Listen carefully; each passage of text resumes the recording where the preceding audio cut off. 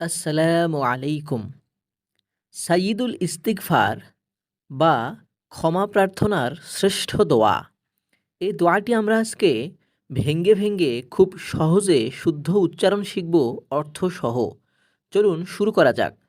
রাসূল সাল্লাল্লাহু আলাইহি ওয়াসাল্লাম বলেন, যে ব্যক্তি দৃঢ় বিশ্বাসের সাথে এই দোয়া পাঠ করবে, দিনে পাঠ করে রাতে মারা গেলে কিংবা রাতে পাঠ করে দিনে মারা গেলে সে জান্নাতি হবে। চলুন দোয়াটি জেনে নেই।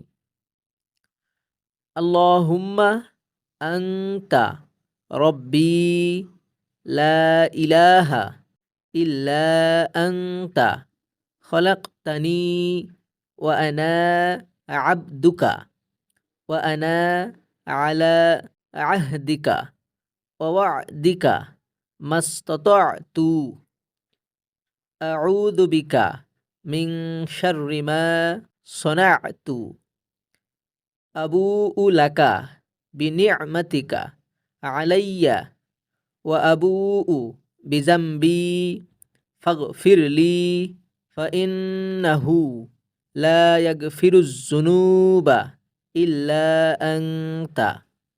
দোয়াটির অর্থ হলো, হে আল্লাহ, তুমি আমার পালনকর্তা, তুমি ব্যতীত কোনো উপাস্য নেই। তুমি আমাকে সৃষ্টি করেছ, আমি তোমার দাস। আমি আমার সাধ্যমতো তোমার নিকটে দেওয়া অঙ্গীকারে ও প্রতিশ্রুতিতে দৃঢ় আছি। আমি আমার কৃতকর্মের অনিষ্ট হতে তোমার নিকটে আশ্রয় প্রার্থনা করছি।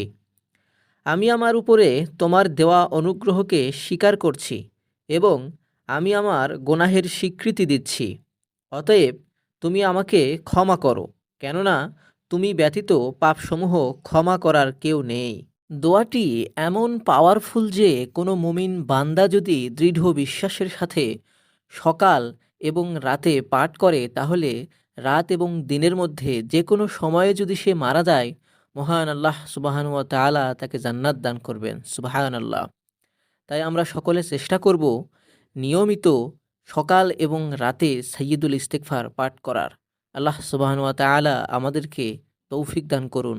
আমিন। ভিডিওটি ভালো লাগলে একটি লাইক দিবেন এবং এমন আরও ভিডিও পেতে আমাদের চ্যানেলটি সাবস্ক্রাইব করে আমাদের সাথেই থাকুন।